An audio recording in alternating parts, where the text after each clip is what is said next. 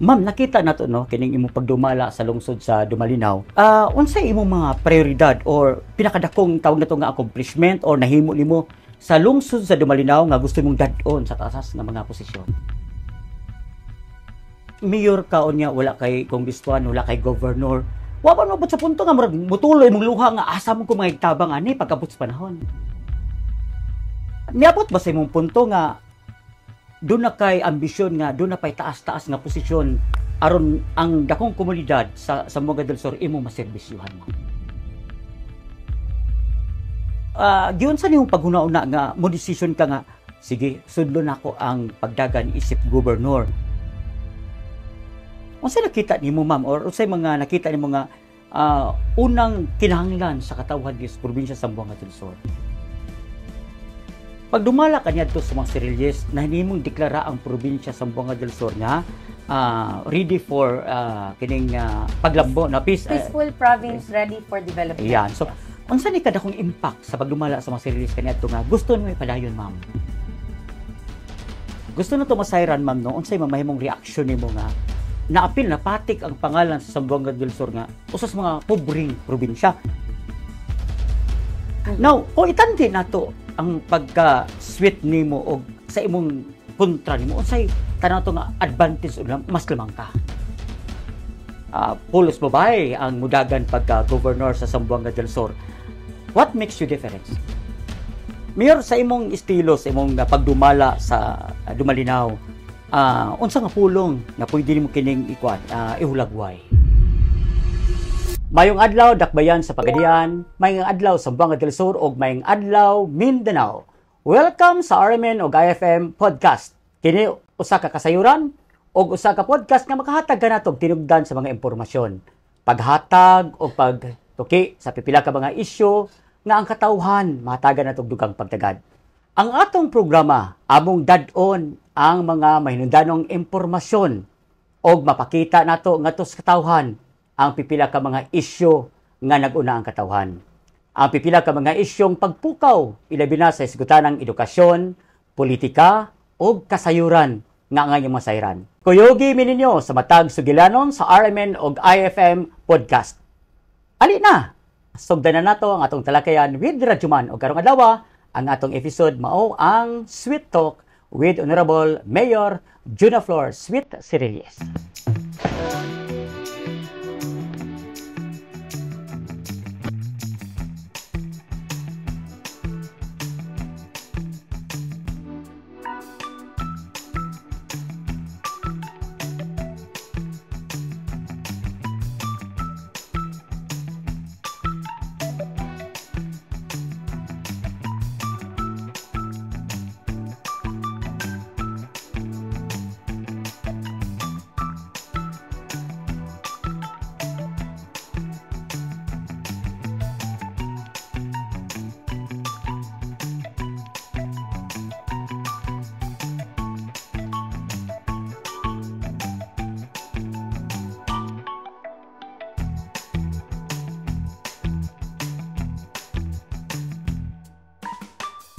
Mayong adlaw, dakbayan sa Pagadian, mayong adlaw sa Zamboanga del Sur, o dako kayo ang itong pagpasalamat tungod kay karong adlaw, wa gid ta gipakyas nga madala. Ilabi na sa tong first episode sa tong RMN and IFM podcast busa. Karong adlaw, atong murag usa ko sa mga murag na-tense ba basta ingani nga matubang bitaw natong mga bisita.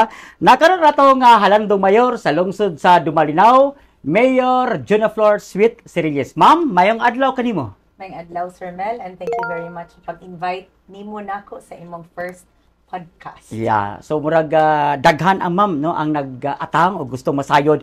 Ilabi na kini pipila ka mga concern nato, pangutana, ilabi na kay dunay mga pagdagan nimo ilabi na sa umabot nga eleksyon. Now, ma'am, kumusta ang engagement nimo ngadto sa komunidad sa pipila ka mga adlaw nimo nga pagsuroy? Actually, positive kaayo siya, Sir Mel, ang ato ang nahimong pagdawat sa katawhan, no? Nalipay kaayo ko kay murag nahinangop ang mga tawo niya nabaga ni uban nga mga pulong-pulong na ilahag yung ipang risked kay para lang yun nga makaadto ko. Ayan. So dako kayo siya nga kalipay sa ako ang side nga willing ang mga tao nga maminaw ang istorya ko ug i-welcome ko kung asa man dapitan ilang pulong-pulong. Yeah, but pasabot ani ma'am nga nakita nimo tong pipila ka concern nila sa matag barangay, matag munisipyo. Nakita man gid nato siya Sir Mel kay karon for the past months since kunahuna ta nga modagan naghimo na gid ko og mga ginatawag na kog consultative meetings kay sa lain-lain sectors para makuha na kung unsa may dapat nga programa nga akong sugdan kung kaso kung ihatag man ang panahon nako. Ma'am, nakita nato no kining imong pagdumala sa lungsod sa Dumalinaw nga pwede nimong dad-on pag-abot sa taas sa posisyon not only for Dumalinaw. Well, unsay imong mga prioridad or pinakadakong tawag nato nga accomplishment or nahimo nimo sa lungsod sa Dumalinaw nga gusto mong dad-on sa taas nga mga posisyon niya? I think it's more of the good governance. Good governance because kay bawman ang mga tawo nga ako ang isa ka mayor nga ginatawag nila walay kasandigan. Kay wala ko'y governor, wala ko'y congressman. Ako nang giingon nga fourth class municipality ra ko, nagsunod ko og utang. But then again, bisan sa kagamay nga resources nga akong nahimo, I was able to achieve ang kanang tanang areas of governance, 10 areas of governance for 6 consecutive years. Yeah. And then, na-achieve na ko nga from 4th class municipality, 2nd class na ko karon. Oh, wow, Ang congratulations. pinakadako pag yun is nabayaran na ko tanang utang sa okay. munisipyo. And at the same time, nahatag na ko ang mga different services and projects sa katawhan. Kabalo tamam no nga mayor ka unya wala kay congressman, wala kay governor. Wa pa mabot sa punto nga murag mutuloy mong luha nga asa mo ko magtabang ani pagkabot sa panahon. Dili man pud hinuon na motulo ang imong luha kay murag imuha man ang isa man ka leader nga gi-elect ka sa mga tao nya ilang gisalig sa imuha. Nya wa man siguro leader nga mo give up sir man. Correct. Diba? Oh. So mangita gi kag pamaagi kung unsaon nimo nga mahatag nimo ang imuhang gisaad or ang imong mandato ngadto sa katawhan isip elected public official. Ayan. Ma'am, dirita sa imong personal and political background, unsa gid ang nagdani nimo no sa pagserbisyo publiko ug unsa ang pinakadakong leksyon nga imong natunan isip usa ka public servant? Okay, ang nagdani nako dili siya on the side of politics because pagsugod magunda ko I've been doing many community work. So since bata pa ko I do so many volunteering, mag-volunteer ko and then community service. Ayan. So as to public service ako nang yun ang murag linya. Yeah. It's part of my linya na nako sa akong kinabuhi. Parte po sa akong advokasya. But sa side sa politics, dili siya ingon nakadani. It's more of wala ko'y choice at first. Kay tungod ako ang family of my husband are into politics. Okay. Ma'am, nabasa na mo no, sa mong research team nga dunay usa ka sa mga nahimong top notcher no sa exam sa board exam dito sa usa ka mga dakong university no. Unsa ka to pagdala in terms sa pagka mid-tech into public service, ma'am? Okay. Supposedly, kung wala pa unta ko namin yung sayo, ako yung damgo is isa kong mga himong doktor. Okay. And ako yung gustong mo adto is sa mga areas such as South America, Africa, kanang mga medical mission. Doon na kay kuan, ninot kay mong eskwelahan, di ba basta sa Houston, Texas, di ba? Pag kuhan ako, pag middle school, okay. sa Houston ko nag-eskwela. And then, graduate ko sa Trinity University of Asia. So, dili lang man taon tataman nga mabente ko kay gusto gyud ko mag-doktor. Okay. And then, ang gusto gyud na akong goal is to travel to depressed areas such as Africa on a medical mission. Ayan. Og balikan to Mayor no regarding sa imong pagsulod gyud sa natad sa politics. Niabot ba sa imong punto nga doon na kay ambisyon nga doon na pay taas-taas nga posisyon aron ang dakong komunidad sa Sambuanga del Sur imong maserbisyuhan, ma'am? When I started, no. Wala na nasulod sa kong huna-huna. Actually, it was just recent. Karon lang yun bag-o before months of filing. And it was a demand from a lot of people also kay siguro dili na po sila happy the way of the giun sa pagpamalakad sa probinsya. Ayan. In terms pagpangalakad sa probinsya, unsa ba imong sekreto? Itag sekreto ni Mayor kada bitong pagdumala ni lungsod sa Dumalinaw nga usa ka dakong challenge or na-challenge ka isip mayor sa Dumalinaw, ma'am? Ang isa siguro ka-challenge sa isip sa public servants kanang ginatawag na tuog. Paunsaon nimo paghatag sa saktong message para makasabot ang tao nga mahimo silang involved, ma-involve sila. Kasi diri man gud sa Pilipinas, dili kayo uso ang empowerment. Correct. Wala kayo nato gi-empower ang mga tao nga muhatag sila sa ilang opinion, nga mo participate sila. Ug mao nay akong gihimo sa Dumalinaw nga dako gyud partisipasyon ang katawhan. Actually, we have 11 volunteer groups sa among munisipyo, and as much as possible amo ang yung i-practice nga naagyoy partisipasyon ang mga naglalain-lain sa Yeah. Kining pagdumala sa usa ka probinsya kabalita nga dakong challenge ning ano mabugat nga trabaho isip ikaw gubernatorial candidate no doon na kay panlantaw sa atong probinsya. Now kinsa giun sa nimong paghuna-una nga mo decision ka nga sige sudlo nako ang pagdagan isip gobernador. Kabalo ko nga usa ka kababae no noon in terms sa kining mga serbisyo sa mga lagyong mga lungsod o barangay imo nang nahimo ma'am. Now dako ba ni challenge sa imo? Ang question is dako nga challenge ako kay isa ko kababaye? No, dili siya challenge kay I don't think it matters if babae ka or lalaki. Okay. In the sense nga ang lain nimong question is challenge ba nga ning sulod ko na kanang bigger population. Yes, it is a challenge kay dako naman akong lugar, and then sa una Dumalinaw raman ko ang Dumalinaw compare sa province. Yeah, it's a bit challenging, but I guess muna gingon nga pwede ra mo makatunan tanan, diba? If you're really willing to do so. Ikaw ang gipush nga mamahimong mudagan pagka-gobernador. Gyud sa nimo ni pagdawat? Una gyud sir, nangayo gyud ko guidance sa Ginoo before I really accepted that. And ako agi nang gikuptan ang iyang promise nga ningon siya sa Isaiah 41 verse 13 nga I Jehovah your God will hold your right hand. Fear not, I will help you. So that's really the first promise nga iyang gihatag. So ako nang gipaningil pagsugod na kog tuyok sa tibok Zamboanga del Sur. Wala ko nang expect nga sa sulod lang mang sa isa ka bulan mapurma ang among grupo.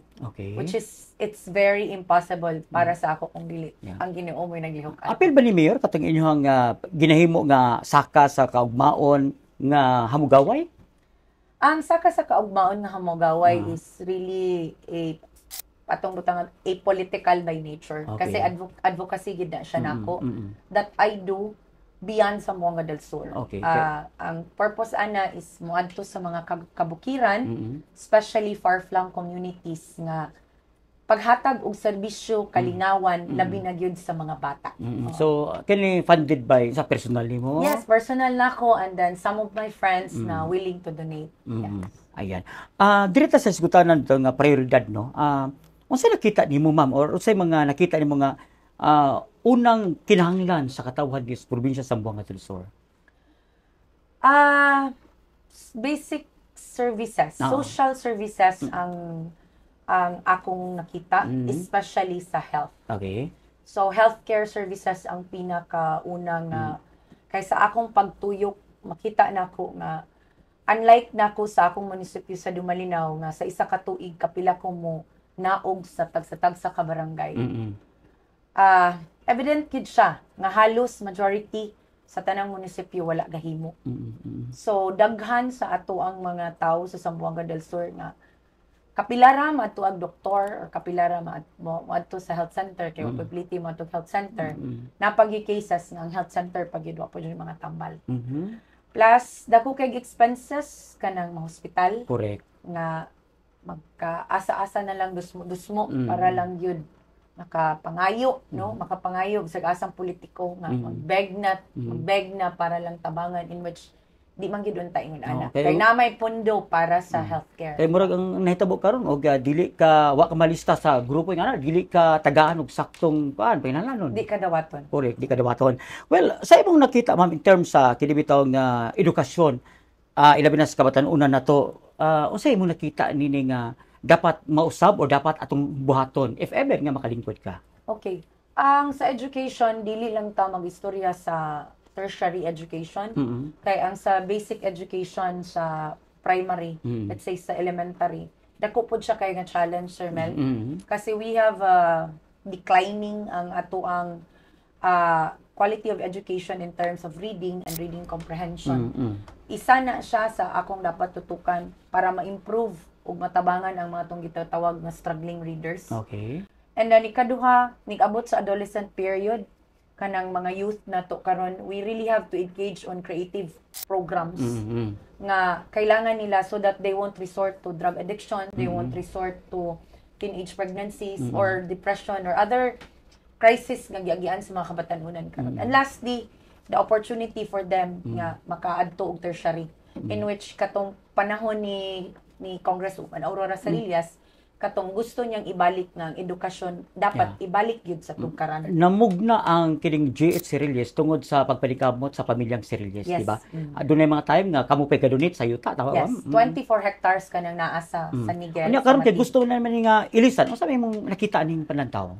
Ang kana siya manggod nga kuan sir ba, wala man siguro yung change sa quality sa edukasyon, Education, sa pag-ilis sa pangalan. Correct. So why don't we craft policies no na maka-improve sa quality sa edukasyon, makatabang sa pagtudlo sa mga sa pagkanang sa edukasyon sa mga bata in terms of teachers, reading materials, facilities. Correct. Instead of spending so much time on just changing the name. Yan. When in fact, sa katapusan, di man na makaapekto.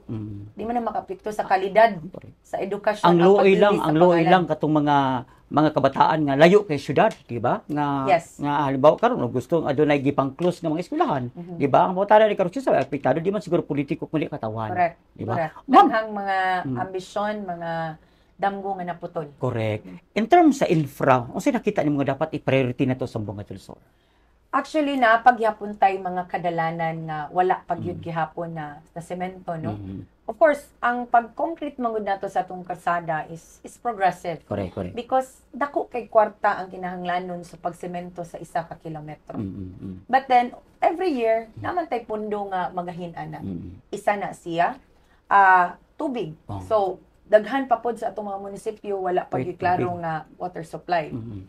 No? So, isa po na sa atong tutukan nga, pasig pwede ta pangitag pamaagi nga ma-address na to ng water supply. So, for example, kami sa Dumalinaw, paglingkod na ko, muna siya pinakadako nga problema. Then, akong munisipyo, di man ka agwanta sa kwarta o mag-invest o drilling. So, we went into joint venture with a Korean company para mo-suporta sa amo ang sentro. Ayan. Yan. Pag dumala ka niya to sa mga Cirilles, na hinimong deklara ang probinsya sa Buanga del Sur nga ready for kining paglambo na Peaceful province ready for development. Ayan. So, Yes. unsa ni kadakong impact sa pagdumala sa mga Cirilles kaniadto nga gusto nimo ipadayon, ma'am? Actually, pag sugod ana 2014, that was the time pag human og declare gyud ana diha ni dubli ang kita sa atong city. Unya ang katong Tapagadian City. Kay once man gud nga mo declare tag peaceful ang isa ka lugar, musunod gyud na ang development. Oo. So at least nga karon nakita nato nga nahimo ni og ipadayon nato ni in terms of sa kon ma kining agrikultura bitaw nga kaniadto problema kayo atong in terms sa agriculture tungod kay wala matagay pagtagad kining mga mag-uuma. Now sa imong mga kuan man plano nimo? Ang sa agrikultura manggod dako kay siya og kuan kay even sa taas pa lang daan dili sometimes align sa unsa gyud panginahanglanon sa mga katawhan. So tagaan ti kag example malha kanang soil testing. So ang atong mga mag-uuma gitagaan permi og kanang fertilizers. Pero ang fertilizers dili gid siya mao ang suited or panginahanglan para gid sa ilang pag-uma. Because in the first place, wa sila kibaw og unsay nutrients kulang sa ilang soil. Yan. Soil testing is necessary. Apan, kung mag-soil testing ta, adto pag sa Buanga City, dugay kay siya makabalik. So unsaon na to paghimo og saktong intervention kung kana bang kung parehara na sa mag-ingon ka nga gahangad-hangad lang ka didto, wa gyud ka kibaw og unsay nahitabo sa ubos. So of course, di lang kung kuno murag kana ba naamang gud po'y kwarta sa pag-supply ani mga fertilizers. Yung wala mahaom. Nya, naay kwarta ni kita siguro kinsay nag-supply para ani mga fertilizers. But then again, wala siya ning address nga ning pasaka bagyod siya sa yield sa kita sa farmers. Ikaduha is kung di po siya suited nakadaot pagyod siya sa environment. Isa na siya no. And then of course virgin pa kayo ang Zamboanga del Sur, Sir Mel. If Sultan Kudarat made it nga wala na sila'y munisipyo nga nag-income karon og less than 100 million because of the coffee industry. Why not we invite something here in Zamboanga del Sur, di ba? Virgin pa kayo ang dako pa kay potential for industries diri sa Zamboanga del Sur nga makatabang sa atong mga farmers and the agriculture sector. Meron kabalita nga taas-taas nga posisyon ang imong gidiganan karon. Now, pwede ba ito masayran unsay nahimo nato sa Dumalinaw nga tanaw nato nga kini magamit gid nato ni kung dili nato sa province ipatuman. Pwede mo masayran sa katawhan karon? As I've said earlier, nag-mention ko about good governance. Okay. So mao gid siya ang dapat nga foundation no. Ang namang ko ako na mo nang gi-mention akong 3 P's, di ba? Priorities, people and purpose. Okay. So sa kwarta nga ihatag sa imuha, importante kayo ang sakto nga fiscal management. Ang paggamit nimo sa imong kwarta effectively, efficiently and economically. Wag itagan ka 100, dapat budgeton gid mo 100 pesos. Para sakto. sa unsay una nimo nga i-address no. Ayan, So ang pinaka una gid namo ana of course importante ang panginahanglan sa tao. Which is ang social services. So for example sa amo ang munisipyo, isa nga akong ikuan ana in terms of social services naami amo ang local scholarship program sa among Kabatanunan Dream Scholarship Program in which gikan sa amo ang kaugalingon na siya nga pundo. Nag-allocate pud mig kwarta nga katong para sa among mga senior citizens nga dili apil sa national pension, among gitagaag social pension pod pero di pod tanan. Stipend allowance para sa PWD, naghimo mi og ordinansa nga libre ang laboratory because bisag 4th class municipality ko Sir Mel, na ako'y kaugalingong laboratory. So naglibre ko og laboratory for our senior citizens, PWD as well as for pregnant women. Tapos nagtutok po ko og malnutrition sa among inisyatibo nga Adapt Sam nga mubo pod sa among malnutrition program. So mauna nga nalipay ko nga gawas lang nawala nahuman akong bayad ang amo ang utang. Ang amo pong poverty incidence level ning decline pod from more than 30% now only 22.6%. Yan, putput sa karon nga kining utang nga inyong bayaran sa Dumalinaw, posible pod og nanas probinsya o doon na tadakong utang sa probinsya, pwede mo kayang bayaran pod, di ba? Akong giingon mangita gi kag pamaagi. Kay mo man ginay trabaho sa isa ka leader, pangitaan nimo pamaagi unsaon nimo paggamit ang resources nga naa ka. Ma'am, dirita sa kuan, kining pagdungog nimo nga usa ang probinsya sa Zamboanga del Sur nga pobreng probinsya. Unsay imong reaksyon ani? Sakit kayo gid siya pamalandungon, Sir Mel, no? Kasi long time ago during the administration of the Cerillas, the province was declared as top 6 competitive province in the country. Okay. By the same CMCI, by DTI, kay DTI man ang mukadak ana, no? Nya karon nahimo tang top 7 poorest, top 2 sa region 9, diba? And they ilaha gyud nang gi-admit sa ilang administration karon nga mo ginay status nila. So, kasi nakita nimo nga posibleng solusyon nga dapat siguro og na may solusyon dapat mo ni priority para at mahawas tas kalisod. Isa gid siguro ana Sir Mel is pangitaon na tong pamaagi unsa i-strengthen nato ang edukasyon. Ikaduha is opportunity for employment or livelihood programs, no? And then another thing, ang sa poverty incidence level mangud apil man gyud ning other social services, no? So kung maghisgot man gud ta nga nganong pobre ang mga tao, di man gud na siya pwede nga ato rang tubagon nga ang tubag ana is maghimo kog karsada. Di ba? Kay wala may dili man mo asenso ang kinabuhi sa tao tungod lang sa karsada. Okay. Di ba? Ang actually by UN, the United Nations ingon sila ang tool to inequality is really education. So ang pag-edukar gid sa mga tao mo'y paghatag og saktong education and opportunities labi na sa kabatanunan, mo'y makapautro sa hulagway sa ilang kinabuhi kung naglisod man sila karon. Okay. Ma'am, dunay mga leaders nato sa ato ang sa matag probinsya do nga mga babae. And usa ka sa mga misulod karon sa pagka-governor. Now, like Governor Gwendolyn Garcia, di ba? Sa South Cotabato kadto, babae gyapon, and North Cotabato, mga babae nga nahimong gobernador. Now, kung itandi nato ang pagka-sweet nimo o sa imong kontra nimo, unsay tanaw to nga advantage o mas lamang ka? Dili po ko ganahan nga mukuan kasi sa amo manggong rules ba on feminist leadership. Dili mi ganahan nga itandi mo. Dili mi ganahan nga amo ang i-look down ang isa ka babae. Oo. So amo ang ginang kuan nga as much as possible we want to uplift every woman. And we have to support them. I guess it's really more for the people to kinsa na sila na siguro maghusga Mel no kung unsay among kalahian in terms of education, in terms of achievements, in terms of governance. Oo. Unsay imong kinibitong gibati karon nga pulos babae ang mudagan pagka-governor sa Zamboanga del Sur. What makes you difference? Puro babae ni.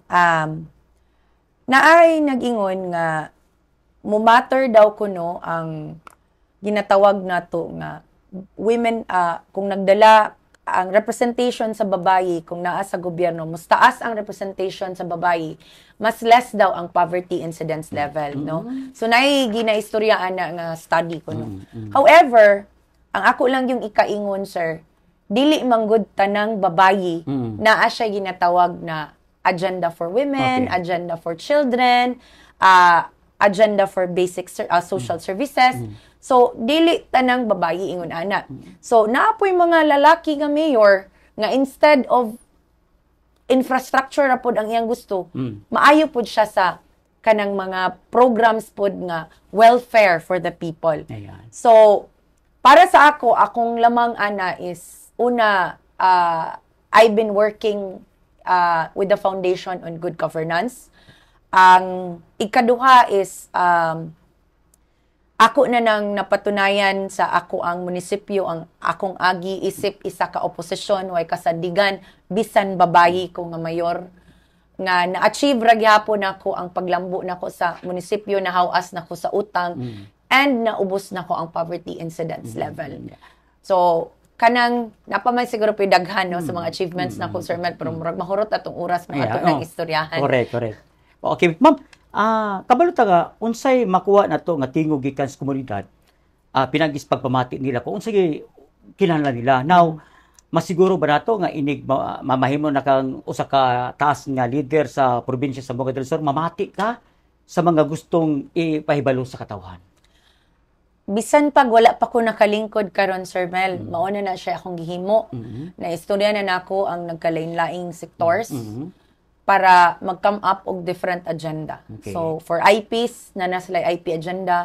For Muslims, na sila Muslim agenda. Sa mga ato ang mga nagkalain-laing mga farmers, ang farmers, may panahon na istoryahan. Tricycle drivers.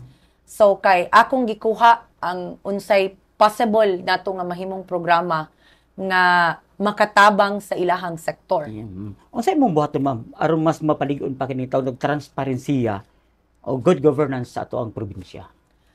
Ang transparency is really more of informing the people. Okay. So ang pinaka dako nga tool ana karon is through social media. Okay. Nga ang inyong paghahimuon dapat i-inform ninyo sa katawhan.